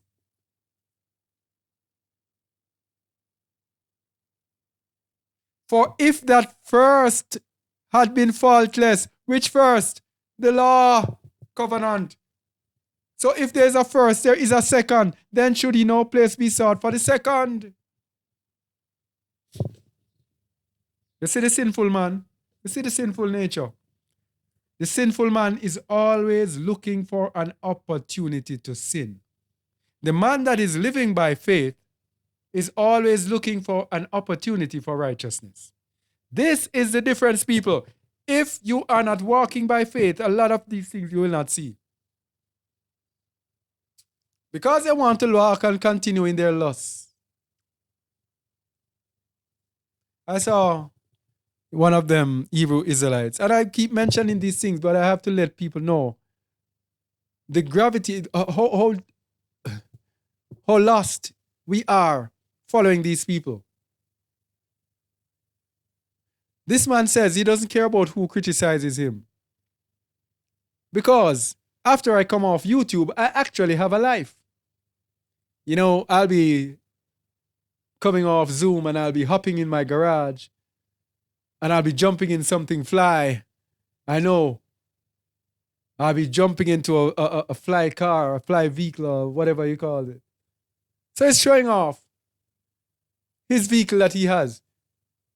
So when you're on YouTube criticizing him, I'm going to jump in. I have vehicles to choose from. These are the people that are leading us and telling you. These are the people that I'm telling you about. People are following. These people have tens of thousands of people following them because of the sinful heart of people who want people who are like them, who can satisfy their sinful nature. Similar to burning incense to the Queen of Heaven, continuing their life in this world. When they hear us on Just a Word, they don't want to hear us because it comes at a cost. We preach sacrifice of self. And I don't mean killing self literally, please. Some people will hear that and whatever. Yes? If the first covenant had been faultless, then should no place have been sought for the second? For finding fault with them, he said, behold, the days come, saith Yahuwah, when I will make a new covenant with the house of Yasharal and with the house of Yahudah. Not according to the covenant that I made with their fathers in the day when I took them by the hand to lead them out of the land of Mizraim, because they continued not in my covenant, and I regarded them not, saith Yahuwah. For this is the covenant that I will make with the house of Yasharal after those days, saith Yahuwah. I will put my laws into their mind, and write them in their hearts, and will be to them an Elohim, and they shall be to me a people. This is where the law comes in. For us today, the law has to be in our hearts and in our minds. Not to the letter on paper. But when you are walking through faith that is in Yahusha, you will be walking in the footsteps in the righteousness of Yahusha, which means you'll be walking in obedience to his Father's commandments, his laws, his statutes. And they shall not teach every man his neighbor and every man his brother, saying, Know Yahuwah, for all shall know me from the least to the greatest. And this is the hook that they took up and ran with. Aren't we still teaching our brothers? So we can't be in the new covenant. Hey. And you take them to Deuteronomy 29. You take them to Deuteronomy 29 and let them know that the covenant, each covenant that the Most High established with his people, it is two parts. You are given the covenant, then you have to endure. He that endureth to the end shall be saved.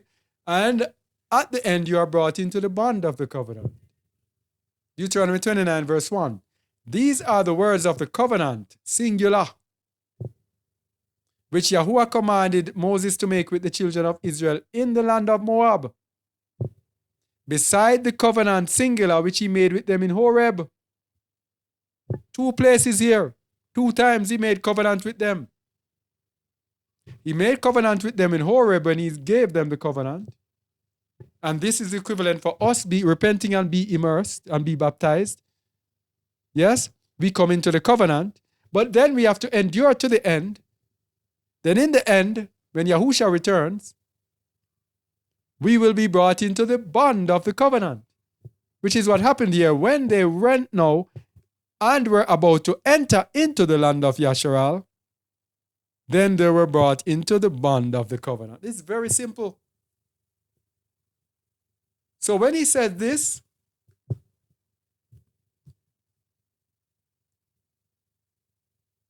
they shall not teach every man his neighbor. This is the last part of it. For I will be merciful to their unrighteousness, and their sins and their iniquities will I remember no more. So this is the first part of it. And this is the last part when Yahusha returns. And I'm going to show you, I'm going to show you a similitude. I'm going to show you a similitude which they themselves preach, but don't realize that there are things that are double. I'm telling you, you're going to see it right now. In that he saith a new covenant, he hath made the first old. Now that which decayeth and old is ready to vanish away. It's ready to vanish away, but it's not going to vanish away because it is there to show us what sin is. But it's ready to vanish away in that we are not in that covenant. So this two-part thing, let me show you this two-part thing. Let's go to Yahusha HaMashiach in the book of Lucas chapter 4, verse 17. Two parts. And he came to Nazareth, where he had been brought up, and as his custom was, verse 16, he went into the synagogue on the Shabbat day, and stood up for to read. And there was delivered unto him the book of the prophet Isaiah. And when he had opened the book, he found the place where it was written, The Ruach of Yahuwah is upon me, because he hath anointed me to preach the good news to the poor. He hath sent me to heal the brokenhearted, to preach deliverance to the captives, and recovering of sight to the blind, to set at liberty them that are bruised, to preach the acceptable year of Yahuwah. And he closed the book and gave it again to the minister, and sat down, and the eyes of all them that were in the synagogue were fastened on him. This is a two-part thing. This was achieved when Yahusha came the first time. But this is not all. This is the good news. Let's go to Isaiah 61. You see this part, to preach the acceptable year of Yahuwah. That is where it stopped, because that is what was fulfilled. There is a part of it that is going to be fulfilled upon his return. Two parts to the gospel. Isaiah 61. Let's go where he took this from. The Ruach of Yahuwah is upon me, because Yahuwah hath anointed me to preach good tidings unto the meek. He hath sent me to bind up the brokenhearted, to proclaim liberty to the captives, and the opening of the prison to them that are bound, to proclaim the acceptable year of Yahuwah. Didn't he stop here? I think this is where he stopped. Because the rest of it has not yet been fulfilled, and will be fulfilled when Yahusha return. Here's the rest of it. And this is what the world has ignored. The world does not pay attention to this. They look to the gospel in Luke 4 and say, that is it. No, he accomplished that part. That part will be fulfilled. And was fulfilled when he was here. No, this part is yet to be fulfilled when he returns. Hear it now. The second part. This is with the new covenant as well. The new covenant is two parts. And the day of vengeance to our Elohim, to comfort all that mourn. His vengeance has not yet come. It is coming, the day of Yahuwah.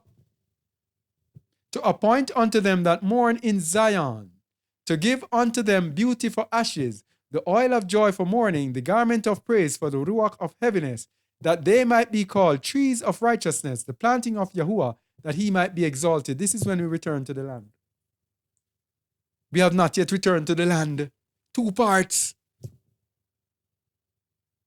And they shall build the old ways. This is what the whole world, Christianity and the rest of the world, ignores. when we tell them that we're going to go back to a world slavery system, that we will be the masters, they will be our servants, they cannot understand. I see them even having debating against this. 2 parts. This is going to come. They shall build the old wastes. They shall raise up the former desolations. They shall repair the waste cities, the desolations of many generations. This has not yet happened. And strangers shall stand and feed your flocks. Servitude. And the sons of the alien shall be your plowmen and your vine dressers. But ye shall be named the priests of Yahuwah. Men shall call you the ministers of our Elohim. Ye shall eat the riches of the Gentiles, and in their splendor shall ye boast yourselves. This is why it's about a people. This is going to happen to our people. For your shame. All the shame that you have gone through, being the worst in the world and hated in this world. For your shame you shall have double, and for confusion ye shall rejoice in their portion. Therefore in their land they shall possess the double. Everlasting joy shall be unto them. For I, Yahuwah, love judgment. I hate robbery for burnt offerings, and I will direct their work in truth, and I will make an everlasting covenant with them. And their seed, the children of Israel, our generations, our lineage, by blood, by DNA, people like us, shall be known among the Gentiles. You are going to know who the Israelites are. This has not yet happened. And this the world is ignoring to their demise because they're blinded, not understanding this. And their seed shall be known among the Gentiles, and their offspring among the people. All that see them shall acknowledge them, that they are the seed which Yahuwah hath blessed. These are the Israelites who Yahuwah hath blessed. That's it.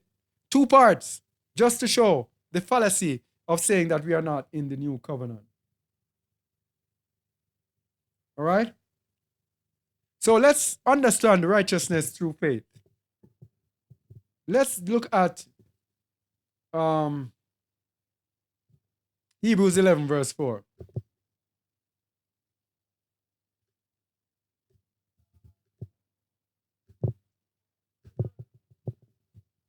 I tell you, Hebrew Israelite, that religion, man, oh man.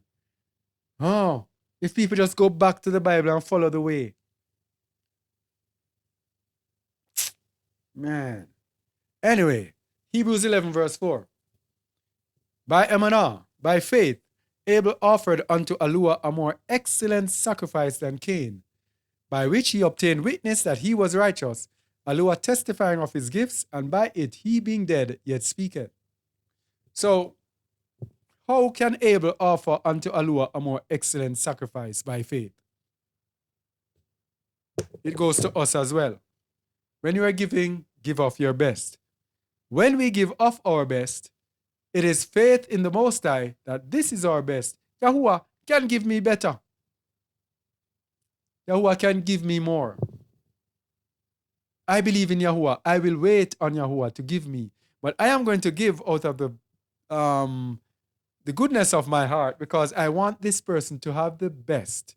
So when Abel offered his sacrifice, he offered his best because he knew Yahuwah, cherished Yahuwah, and said, you deserve the best.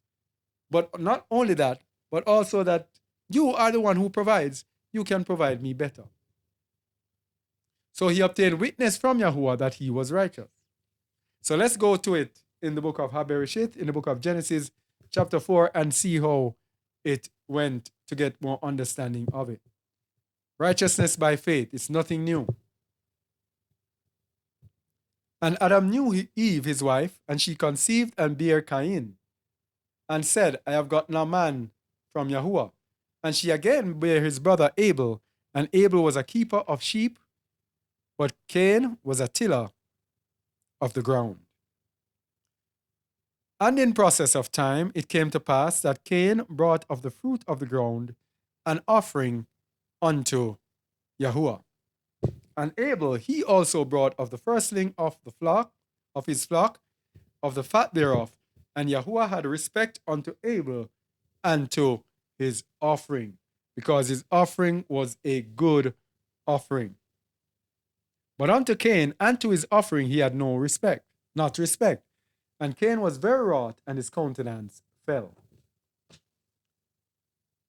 And Yahuwah said unto Cain, Why art thou wroth, and why is thy countenance fallen? If thou doest well, shalt thou not be accepted? And if thou doest not well, sin lieth at the door. So you see, if we don't have faith, sin is there waiting for us. That is why you're righteous through faith, because without faith, sin is right there lurking. If you do well, if you have faith, you will be accepted. But without faith, sin is waiting. And unto thee shall be his desire, and thou shalt rule over him. And Cain talked with Abel his brother. And it came to pass, when they were in the field, that Cain rose up against Abel his brother and slew him. You see, the Most High told him, if he did well, if you had faith, like Abel, like your brother Abel, then righteousness will be there. But without this faith, sin lieth at your door. So said, so done, Cain slew his brother. So we are righteous by what we believe. Not by what we do, not necessarily by what we do. If what we believe leads us to do that which is right, that is righteousness. But we can do that which is right without being converted in our hearts to do that which is right. So we might just do things to score points. For example, giving. Many people give to score points, not out of the goodness of their hearts, but they know that it is well-pleasing to the Most High. So they give. Yes? Goodness has to come out of our hearts. So Shaul spoke of the letter of the law versus the Ruach, the spirit of the law. Romans 2:29. The letter of the law. This is what we're telling you people. The letter of the law versus the spirit of the law. But he is not a Jew, verse 28. For he is not a Jew which is one outwardly, neither is that circumcision which is outward in the flesh. But he is a Jew which is one inwardly, and circumcision is that of the heart, in the Ruach, and not in the letter, whose praise is not of men, but of Yahuwah. So, what he's saying here, that you have Jews, believers, Israelites from the house of Judah. The fact that you are Jew by blood is not enough to make you a Jew. It's not because you are a Jew in the flesh, you are born of the line of such and such, that makes you a Jew. It has to be inwardly. It has to come from the heart in the Ruach and not in the letter. So, we have to walk in the spirit, not in the letter. So, being a Jew, Shaul was actually saying, being a Jew, obeying the law, that does not make you a Jew. You have to be in the Ruach, in the spirit, not in the letter. Romans 7, verse 6. But now we are delivered from the law. Wow. Let's read from verse 4. Wherefore, my brethren, ye also are become dead to the law by the body of Hamashiach, that ye should be married to another, even to him who is raised from the dead, that we should bring forth fruit unto Yahuwah. Here again, Shaul is telling us in another way cleave to Yahusha HaMashiach, not to the law. For when we were in the flesh, the motions of sins which were by the law did work in our members to bring forth fruit unto death.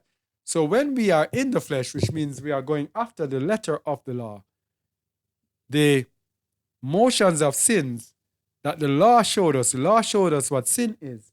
And in Romans 7, he gave us the understanding of how the law works, that when we hear that something is wrong, that is when we want to do it. That's what he's talking about, the motions of sins which were by the law. But now we are delivered from the law, that being dead wherein we were held by the law, that we should serve in newness of Ruach and not in the oldness of the letter. So this newness of the Ruach is walking in the likeness of Yahusha HaMashiach. That's what he's talking about. What shall we say then? Is the law sin? And this is Romans 7. I didn't realize it was Romans 7. Allah forbid. Nay, I had not known sin but by the law. For I had not known lust except the law had said, thou shalt not covet. So the law is needed to show us what sin is. But sin, taking occasion by the commandment, wrought in me all manner of concupiscence, for without the law sin was dead. So the sinful nature, through the law, brings in itself all sorts of desires when it hears the different laws. So we have to walk in the spirit of the law, not in the letter, or else the letter of the law is going to consume us and to bring us into actual sin. That is why we said earlier, if we go according to our own righteousness, which is of the law, we are going to sin. Because the sinful man just wants to hear, thou shalt not, you must not do it. Sinful man is going to want to do it. So, the righteousness of the law, let me just continue to the end. The righteousness of the law is inferior to the righteousness which is through faith. The righteousness of the law is inferior to the righteousness through faith. Matthew 23 is a very significant chapter because it gave us 7 woes to the scribes and Pharisees, and we have the scribes and Pharisees raising up again today in many of the Hebrew Israelite camps. So let's hear what Yahusha has to say. Then spake Yahusha to the multitude and to his disciples, saying, the scribes and the Pharisees sit in Moses' seat. All therefore whatsoever they bid you observe, that observe and do, but do not ye after their works, for they say and do not. So if they are telling you something, you do it. But don't do after their works, for they say and do not. So they have a false pretense, and they will be hypocrites, so you do not follow them. Yet they might be speaking some doctrines that are good. You follow that. For they bind, let me see how far I go with this. Yes, for they bind heavy burdens and grievous to be borne, and lay them on men's shoulders, but they themselves do not move them with one of their fingers. But all their works they do for to be seen of men. They make broad their phylacteries and enlarge the borders of their garments. This you can see, for example, with the march of IUIC. When IUIC is marching, thousands of men all in purple and everybody uniform, everybody marching together and chanting. Yes? They do their works for to be seen of men. And I even heard one of them the other day speaking about camps and how people were saying that some of the camps look tacky. And he's talking about, this camp, they are uniform, their dress looks good, so they are not tacky, and running through the different camps as to who dresses well. I'm like, what is this? They make broad their phylacteries and enlarge the border. This is it. And love the uppermost room at feasts and the chief seats in the synagogue. And greetings in the markets, and to be called of men, Rabbi, Rabbi, teacher, teacher. And be not ye called Rabbi, for one is your master, one is your teacher, even Hamashiach, and all ye are brethren. And call no man your father upon the earth, for one is your Father, which is in Shamayim. Neither be ye called masters, for one is your master, even Hamashiach. But he that is greatest among you shall be your servant. So this is how you know a true believer. Humility. Those who like to be exalted. Those who like to be exalted are not true, are not right, or not sure. Verse 20. Matthew 5, verse 20, sorry.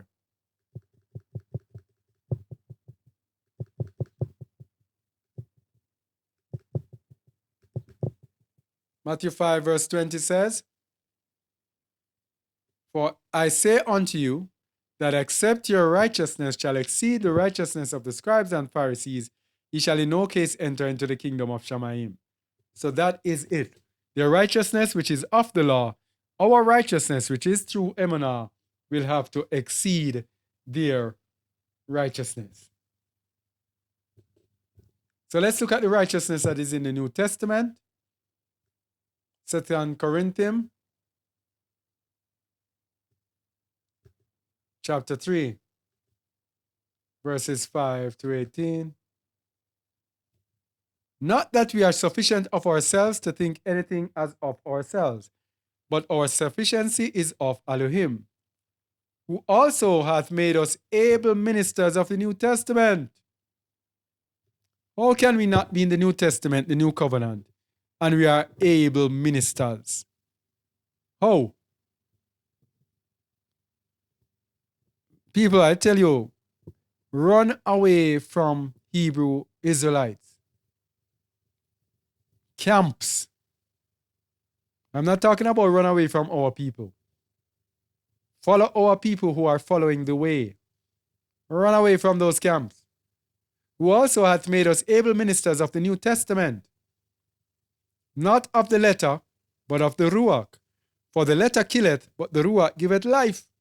Not of the letter of the law, the exact wording and going according to I'm following this law. It's the Ruach, walking in the Ruach. Shaul even went on to call it the ministration of death. That's what Shaul went on to call the law. Ministration there means, let me get this up. Attendance, a servant, teacher, minister, office of death.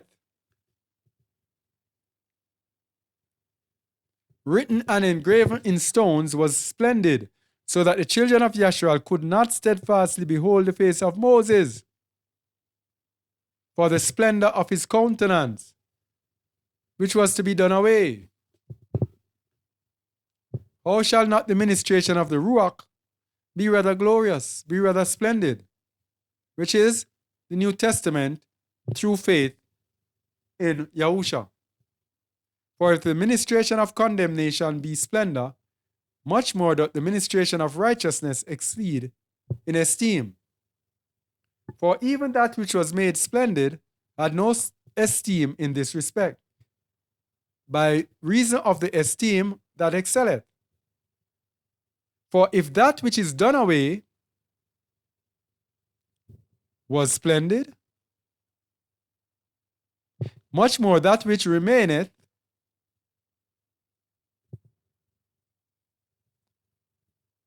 is esteemed. So notice he said that which is done away. Because we are in a new covenant, but the new covenant does not absolutely throw away the old covenant. We have to walk in obedience to the old covenant in the new covenant, but in the new covenant, we are walking in the Ruach, in the Spirit, with the laws written in the Spirit, in our hearts, in the Spirit, in our minds. Seeing then that we have such hope, we use great plainness of speech.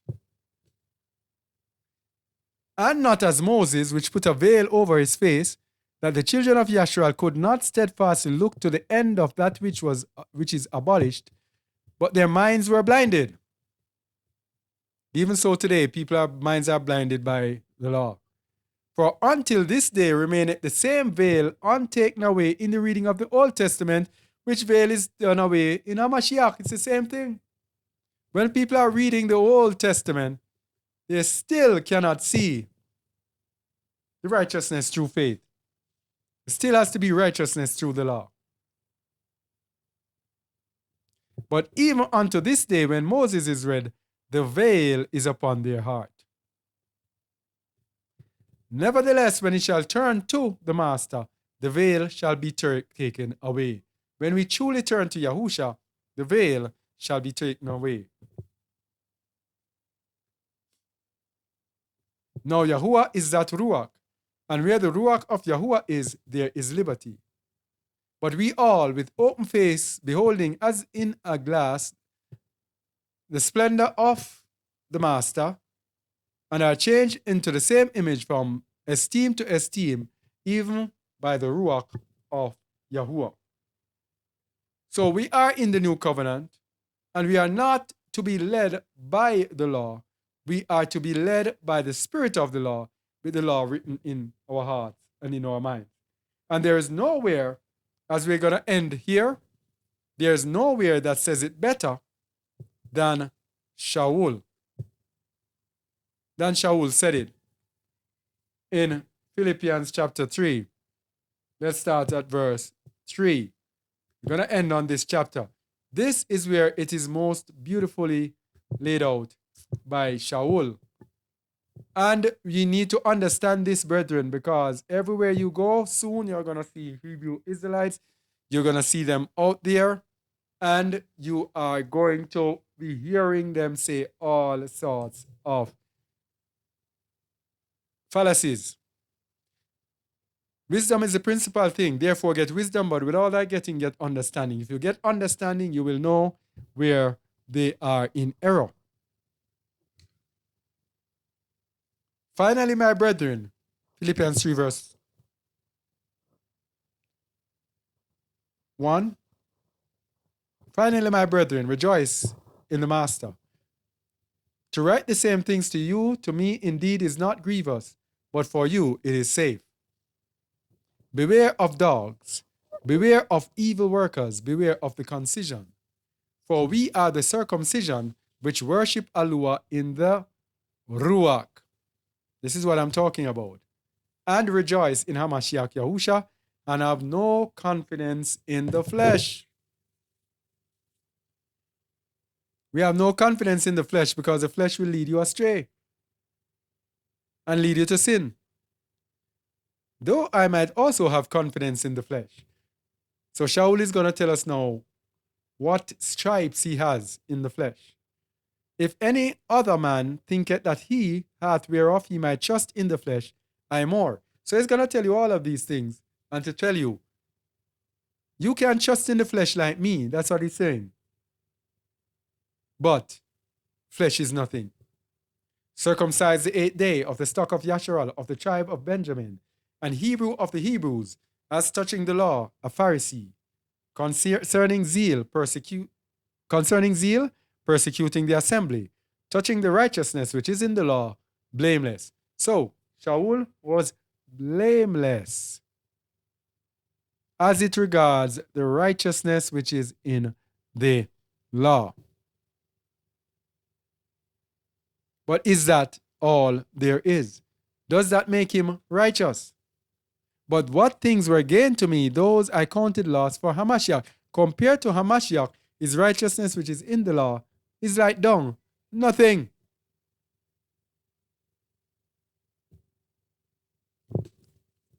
But what things were gained to me, those I counted loss for Hamashiach.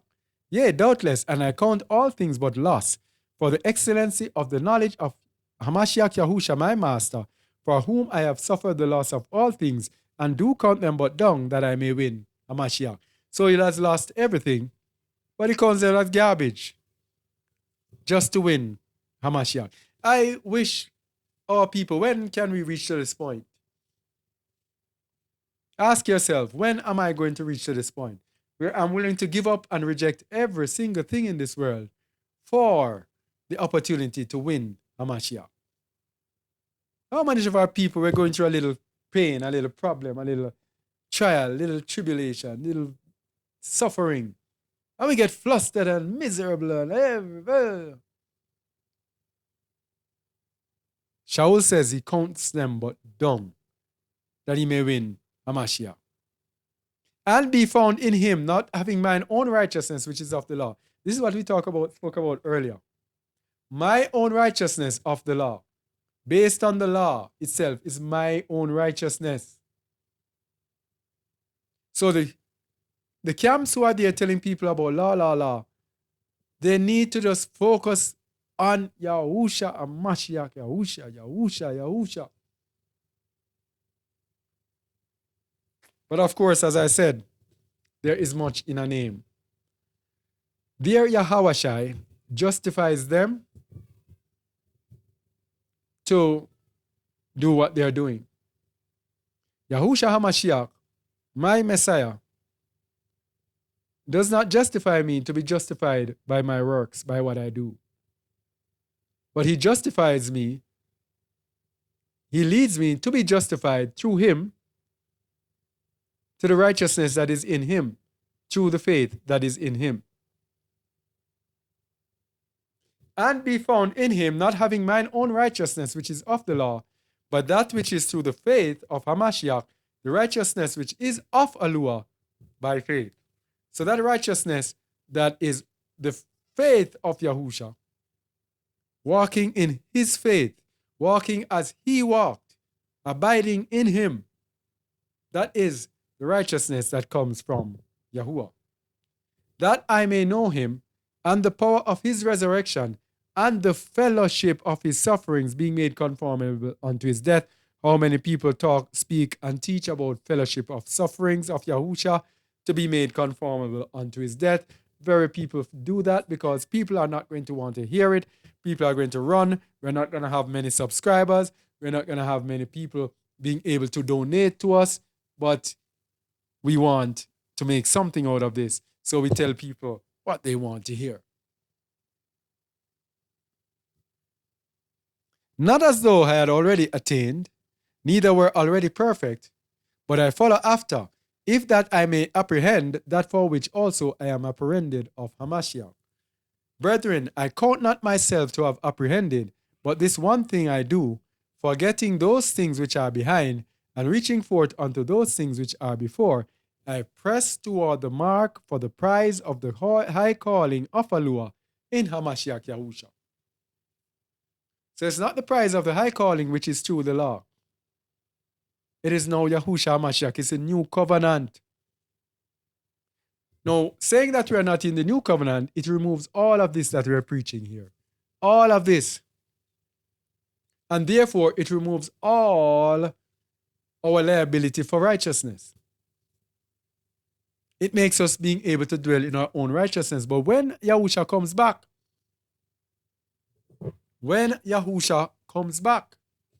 let's go back again to Matthew 7, verse 23.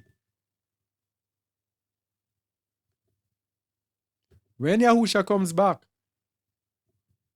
is he coming back for people who are in the old covenant? Who are going after the righteousness that is in the law? And then will I declare to them, I never knew you. Depart from me, you workers of lawlessness. So let's go back.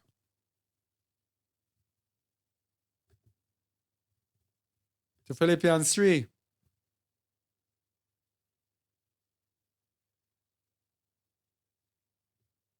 I press toward the mark for the prize of the high calling of Alua in Hamashiach Yahusha, forgetting those things which are behind and reaching those things which are before. So forgetting those things which are behind, which is the old covenant, the law covenant, we reach towards the new covenant, which is in Yahusha HaMashiach. Let us therefore, as many as be perfect, be thus minded. And if in anything ye be otherwise minded, Alua shall reveal even this unto you. Nevertheless, whereto we have already attained, let us walk by the same rule, let us mind the same thing. Brethren, be followers together of me, and mark them which walk so as ye have us. Brethren, be followers together of me, and mark them which walk so as ye have us for an ensample. So, follow us, follow our examples. Okay? So that was our teaching on the Torah, on the law.